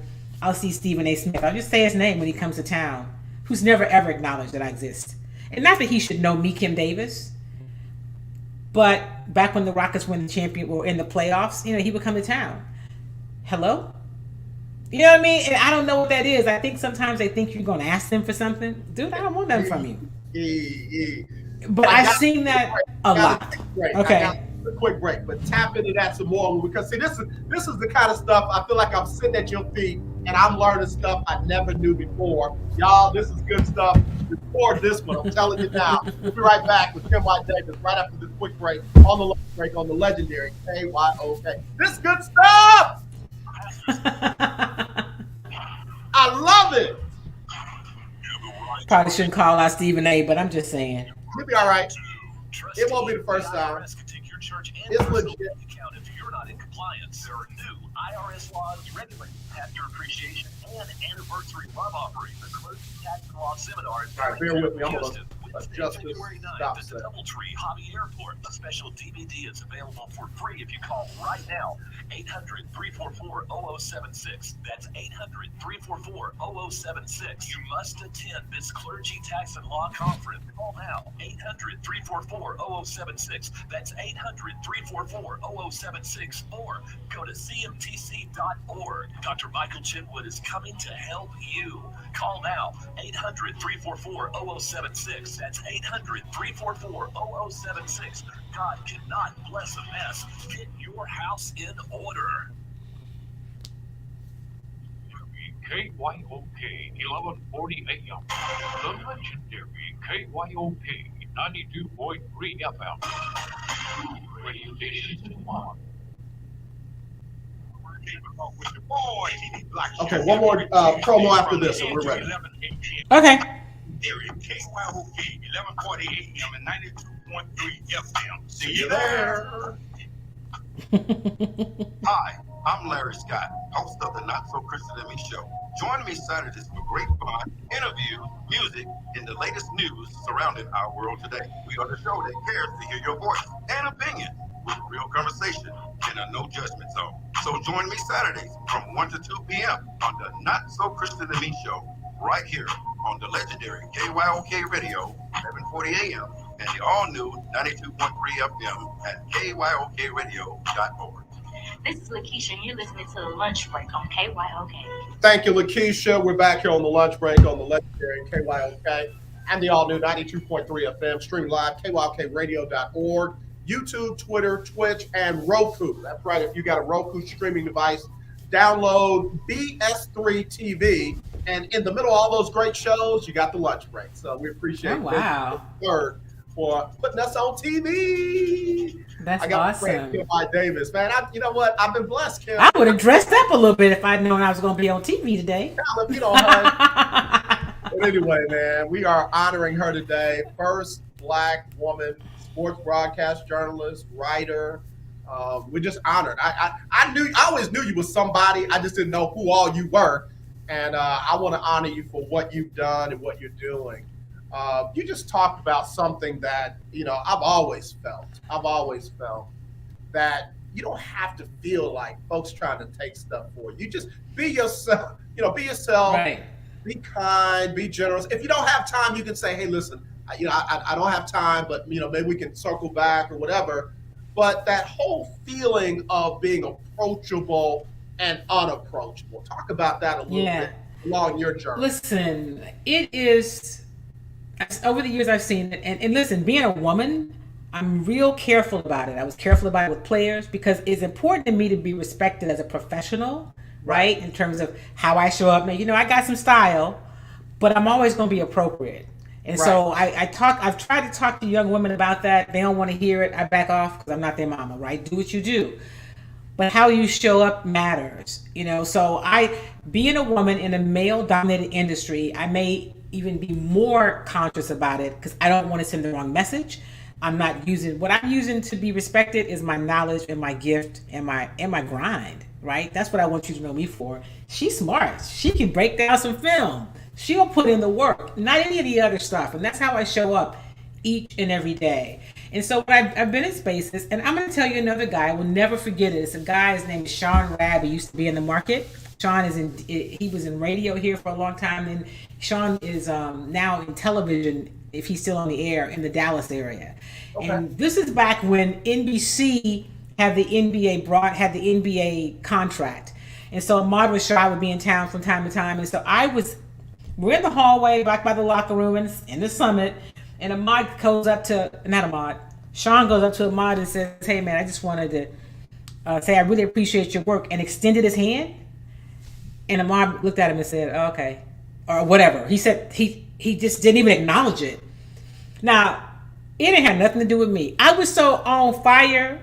I mean, I'm feisty now, but I was really feisty. I was just like, I was so outdone because what is that about, right? I've seen that more times than I like, but then there are other guys. There's a Bill Rhoden, who to me is his history in the making, is historic, right? And the work that he's done, and you would never get that from him. Or, there's so many other people who don't come that way. I will tell you this quick story. During the Rockets playoffs a few years ago, Golden State, and then so we're in the locker room afterwards, and I had my camera on a monopod, a tripod, doing the interviews.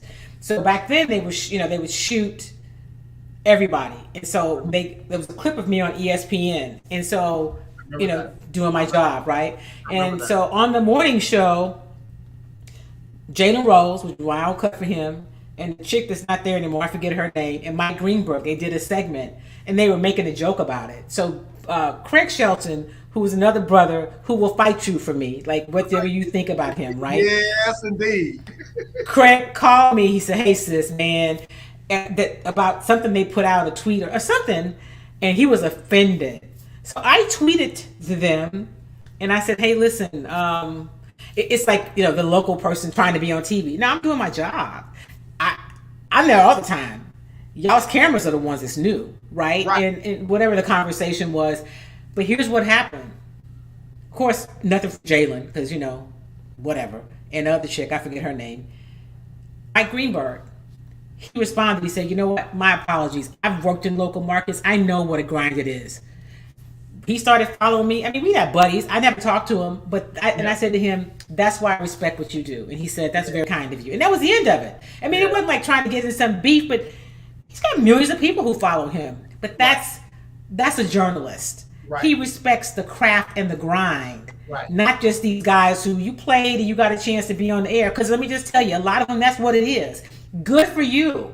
But it shouldn't just be that you had to be a former player to be, as a black person, to sit in those chairs. And that's a problem that I have. I don't blame them. I blame the platforms. Yeah. Real quick, touring the AFC South, his name is Mike Patton. Real sharp, brilliant young man. Says Bill Rhoden is awesome, always gives me knowledge and a swift kick in the butt to do some things I should be doing every time I see him. That's good stuff right there. That's good stuff. Yeah, that's who he is. He cares about the craft. He cares about the culture. He cares about the stories and helping some people that are good. I mean, I can call Bill Rhoden. He's always going to show up. And those are things that are good about him. There are people like that, I got to post this one up for you, Kim. This is a good dude. He's been following KYOK and the lunch break since we started. So I gotta post him up right there. Yeah, that's a good dude right there. Thank you, Floyd. Yeah. Floyd is what we call him. He's He's one of our finalists in our Lunch Break Weekly, Keeping Up with the Joneses Pick'em Challenge. He's got a chance to win $1,000 cash after the Super Bowl if he can pick well. Right now, he's one of the top 3. We only got 3 who have a chance to win that money. He's one of them. So, but tell me this. Tell me about a moment that almost made you say, "I'm done. I'm done. I won't do this no more." Let me think. Yeah.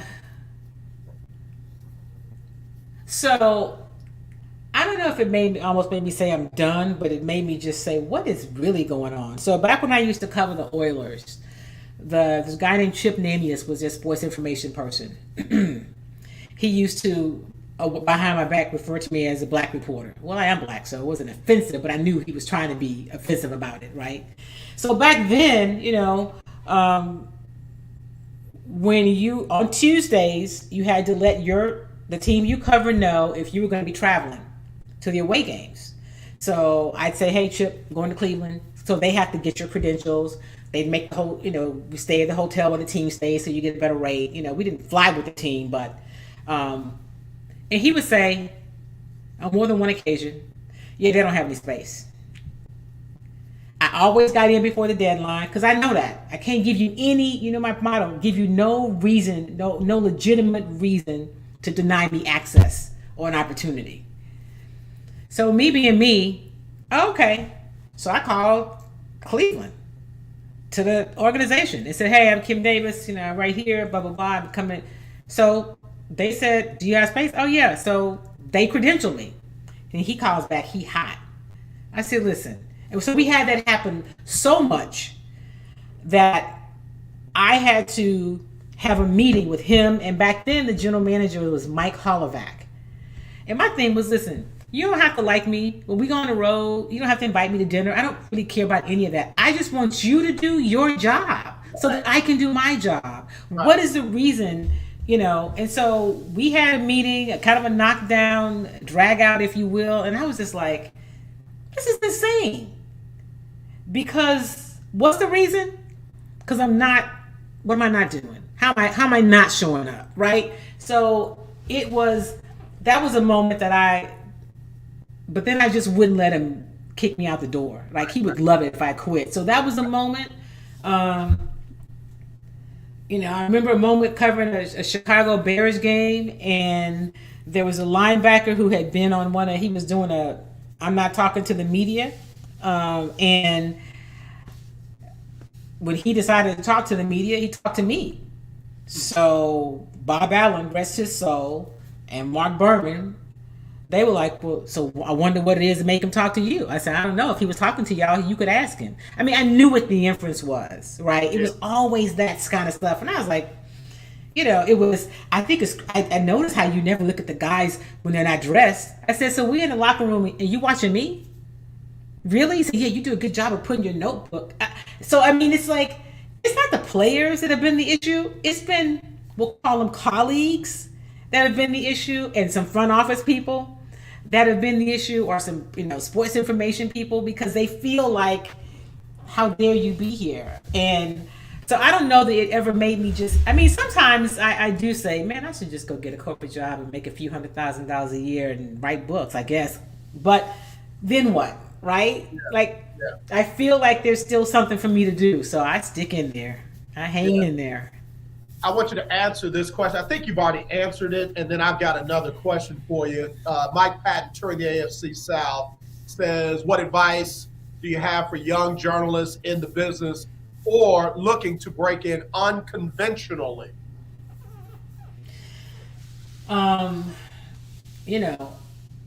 I say figure out what it is you want to do. Be sure you want to do it, and find somebody who does it really well that you like. See what they do, right? Follow their work, and work at your craft. If you're gonna be a writer, be a really good writer. Write something every day. It doesn't have to be something long, but write something every day. If you want to be a producer, produce something every day. Do something every day that gets you closer to it. Maybe every day is not realistic, but three times a week, do something towards that goal. If you say, well, I want to be a reporter in front of the camera, I say become a really good writer and be able to produce really good stories, because well told stories make a difference. You can fix how somebody looks, right? That's something that you can, and as a man, it's not as important, right? Because the rules are different.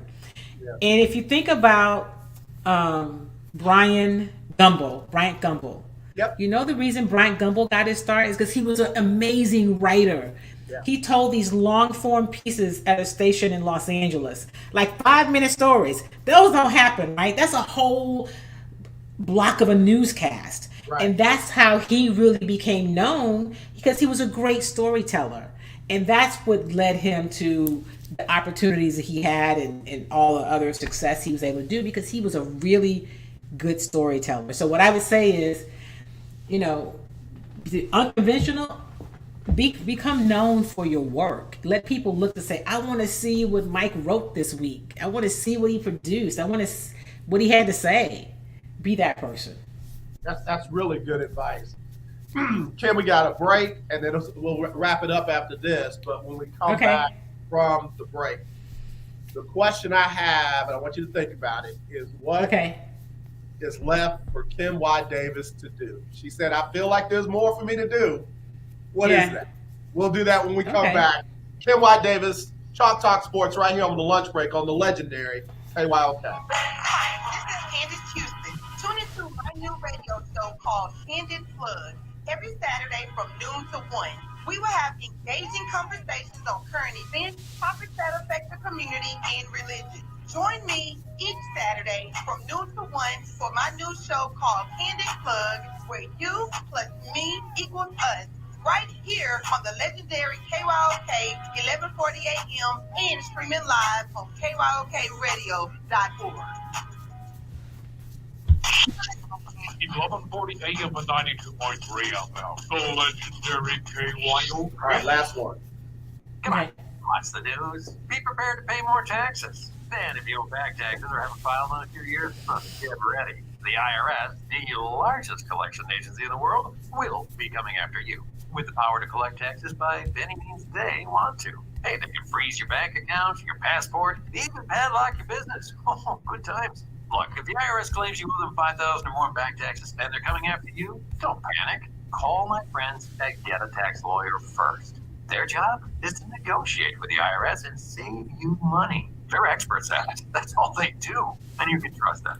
In some cases, they have reduced a $50,000 tax bill to less than $1,000. If you owe the IRS $5,000 or more back taxes, call now for a free consultation. Call 800-649-8617. 800-649. What you laughing at? A message. I'm going to read it to you. 800-649-8617. That's 800-649-8617. This is Nick from Acres Home. Checking out my boy AJ right here on KYOK 1140. Y'all can mess with me if you want to, but I got friends in the achy shake it. And they don't play in the 4-4, so y'all better leave me alone. What's up, Nick? All my homeboys over there. Look, I'm from Cincinnati, Ohio. All my homeboys over there in Acres Home. What's up? Cincinnati, Joe Burrow them. Don't mind me. Listen, I got to read this message to you. Okay. This is from a dear friend of mine. She says, now, I don't know nothing about sports, but I got to support my big brother. But I love this sister right here. She got me feeling like I could do some sports if I learned how to do it right. Big shout out to you, Queen. Keep doing what you're doing. We're always making history every day we get up. Thank you for that. And you can, right? And even if it's not sports, I think we just have to take that approach to everything we do. And you said something earlier, we talk about our ancestors, right? We just got to take them with us and know that we got one right here and one right there. And we do it in that spirit. Yep. And we bring the best we have to the table every time we get up. So thank you for that. Yeah, no, Kim, I got to tell you, it hit me a long time ago. I don't have to do it the way they do it on other stations. That's why they go to those other stations for that. Right. I got to do it the way it needs to be done here, because if I don't, folks that look like you and me, they won't ever get it the right way. They won't. No. They won't. Yeah. So I got to tell our stories from our perspective, so that we can Absolutely. so we can at least get. Kim, what's left for you? I'm not saying you about to retire or anything like that, but Yeah. I know you've done great things already. What greatness is next for you? And it's interesting because I probably don't, I don't even, I mean, I know I've been working a long time and I've been doing this for over 30 years. And if I sit back, I think, oh, that was pretty cool. But I don't really feel like I've really done much. I know it sounds strange to some people. Um, I, I still want to do a show that I own. The last shows I've done on television were at the stations where I worked, and so before the pandemic, I was about to launch a show. I want to do a show and syndicate it, but I want to produce documentaries and tell some real stories. I want to write books because I just think there's stories that need to be told. I think they need to be told because the stories matter and because the people that they could impact matter. Right. And so there's a documentary that's been in my head for a decade. I'm like, okay, so instead of worrying about how I get it funded, and really I've fallen short because I probably could get it funded if I would do that work. But maybe it should be a book and then I get it funded. But when the crowd stops cheering, it needs to be told. And you put it out in the universe and then it happens someplace else. So it is to complete some things that I know I need to get done. Documentary, books, and really make a mark on the speaking space because I think I have a message that can be helpful. I'll say this. When I was at Channel 2 and did a show there, I remember I had Stedman on once, Stedman Graham, and he said to me after the show, he invited me to this reception thing, and he said, thank you so much for having me on, blah, blah, blah. And I said, oh, yeah, absolutely. He said, I got to tell you, you're really good at what you do, but I feel like you're operating way below your potential. I was like, oh, okay. And I was like, so how do you know that? So my friend, who was a clip producer at the time, she goes, did you really ask him that? I said, yeah. I mean, 'cause I never ever mention Oprah's name because I'm sure most people do that. And he said, Oprah never changes what she does. She changes where she does it. It's the platform that changes. He said, you have something that people need, and I just feel like you're operating below your potential. And I still think about that to this day, that he's right. I still haven't done that. And he was complimenting me. He wasn't being negative. Mm-hmm. And so I need to operate to my level of potential. I don't think I've done that yet. Kim Y. Davis, I'll be looking up saying, there she go, there she go, there she go. To help assist you into achieving that next great thing.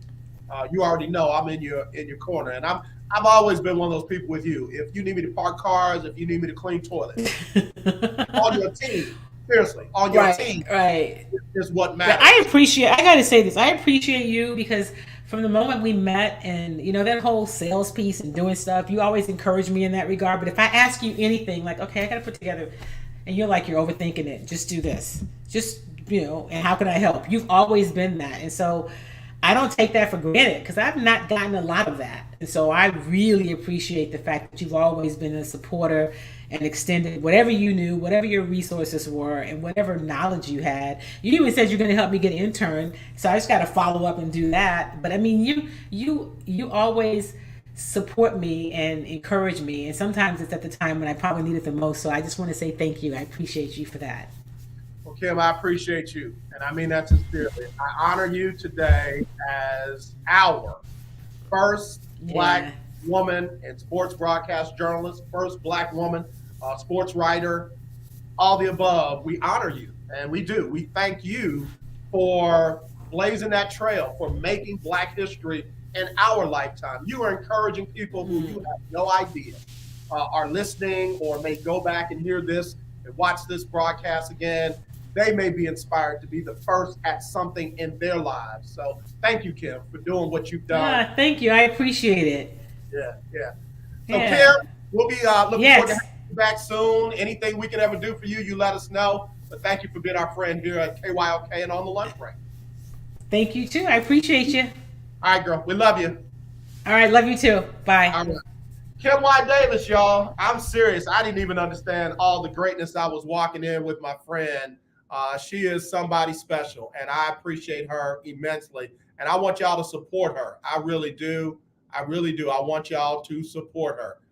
Anything she's got going on, I'll let y'all know about it. And again, let's give honor where honor is due. All right, I got to get ready to go. Lunch break weekly, keeping up with the Joneses Pick'em Challenge. You know you don't have to turn anything in this week. I got to have your picks by Sunday, February 13th at 4:30. But man, I'm really kind of overwhelmed. I'm not gonna lie. I'm really kind of overwhelmed because as Kim was talking, it made me think about some things personally, like what else do I want to do in this space that I've been gifted to be in, and it makes me think about my mortality and how much more do I want to do in this business? How many more stories do I want to tell on a daily basis? That's how firsts inspire you. You know, you look at the first and don't just admire them, don't just read about them, but let them be an inspiration to you. And that's what my friend Kim Y. Davis is to me. So, we'll see. We'll see where God is taking me next. All right. Let me get Sybil Wilkes on to give us our what we need to know today. Let me hit some birthdays. I know I got birthdays to do. I want to do those before I go. We'll get Sybil Wilkes on, and then we'll call it a week. All right, so happy birthday going out to the following people. Happy birthday to one of our colleagues at our sister station up at KIFT in the Austin area. Brenda Humphreys Howard is celebrating her birthday today. Happy birthday, Tia Norman, amazing pastor here in the Houston area. Happy birthday to Daryl Thomas, he's 63. Brendan Dunn is 39. Jerry Brooks celebrating a birthday along with Sandra Jones. Hey, sis, happy birthday. Brenda Green is celebrating her 67th. And Janine Celestine is celebrating a birthday as well. And then the celebrity birthdays for today, we got to say happy birthday to LT. I'm talking about the original LT, Lawrence Taylor, celebrating his birthday. If y'all don't remember him for his days with the New York Giants, baby, you just got to pull up some YouTube videos on him. He's celebrating a birthday. And then the golden boy, Oscar De La Hoya, was born on this day back in 1973. Usher, go ahead and do your thing. Celebrate these good people. Oh, go shawty, it's your birthday. Ooh, it's your birthday. Go shawty, it's your birthday. Today's your day. Happy birthday to you. Happy birthday, anybody and everybody celebrating birthdays and anniversaries, especially over the weekend. I know a lot of times I don't get to those, but we acknowledge you as well. All right, I'll get Sybil Wilkes on here, but let me get ready to wrap it up. As always, y'all, let's not be divided. Let's be united. I truly do love you. There's nothing you can do about it. Donnie McClurkin up next with the Donnie McClurkin Show. He'll give you the best in gospel music, the latest in the gospel music industry. Donnie does his thing every Monday through Friday from 2 to 3. And then in the morning, you got, you got some great shows this weekend. But then come Monday morning, you got Sybil Wilkes, not Sybil Wilkes, come on, AJ. You got Erica Campbell and Griff, Get Up Morning, 6 a.m. to 9. And then I'll be back with Oh My Goodness Monday. Me and the coach, Johnny Cole, will take the HBCU stroll. All that'll be happening on Monday. Again, let's not be divided. Let's be united. I love you, Kim Y. Davis. Mwah. Thank you for being the first. We love you. All right, here's Sybil Wilkes. It's Sybil Wilkes with what you need to know. Today is Friday, February 4th, 2022. Number 1. Admitting that ISIS is no longer the terrorist threat it once was, the White House reported Thursday the death of terrorist Abu Ibrahim al-Hashimi Qurashi as a significant event in the ongoing war against international terrorism. The Pentagon reported the ISIS leader killed himself and his second-in-command, his wife, and children during a U.S. raid Thursday in Syria. Meanwhile, all appears to be quiet on the Eastern European front as President Biden has ordered 3,000 U.S. troops to Eastern Europe and closer to Ukraine, where tensions remain high. This is in addition to the 8,500 troops put on standby by the president last month. Number 2, the Biden administration on Thursday announced a slew of measures aimed at cutting down on gun violence. It includes a new Justice Department effort specifically cracking down on the use of ghost guns. The department's latest initiative on ghost guns, which are privately made and difficult to track, will prioritize bringing federal charges against individuals who use those weapons. Number 3. New Orleans has become one of the first major U.S. cities to mandate COVID-19 vaccinations for eligible children ages 5 and up in order to attend school. A representative for the New Orleans Public Schools announced that school officials will work to help students either complete their vaccination regimens or notify their schools that they are claiming an exemption. But students will not be removed or kicked out of class if they do not get vaccinated. Number 4, book banning is sweeping the nation, and this is especially for books that discuss racism, homophobia, transphobia, or other important issues. There are over 70 educational gag order bills ordered in legislatures over the past month alone, particularly led by right-wing politicians. George M. Johnson, the Black author of All Boys Aren't Blue, has been targeted in at least 15 states for his book that covers issues of the Black LGBTQ community. Number 5, history has been made in the NBA, this time by a woman. Shelly Kayette Weston was promoted to the position of Executive Vice President and Chief Commercial Officer for the Cleveland Cavaliers. In her new role, Kayette Weston becomes the first Black woman to serve as an NBA team's CCO in the league's history. The St. James, Louisiana native, former Tulane University and professional international basketball player, most recently worked as the Cavs Senior Vice President of Global Partnerships. All right, Chief. Here's your daily inspiration from Yogi's Jewels. Life is a series of choices. Choose life.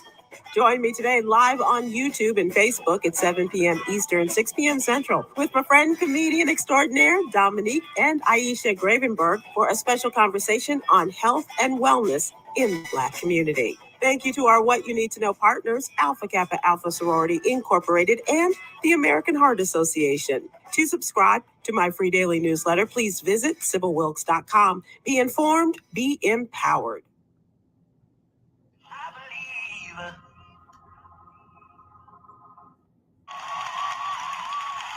All right, y'all. I hope y'all enjoyed today's show. I really do. And it gave me great joy and great honor to focus on a living legend, focus on somebody who is Black history and is making Black history. So, again, y'all keep your eyes on Kim Y. Davis, because one thing I heard loud and clear, she ain't done yet. Again, y'all have a great weekend. Be safe and be warm. We'll talk to you on Monday.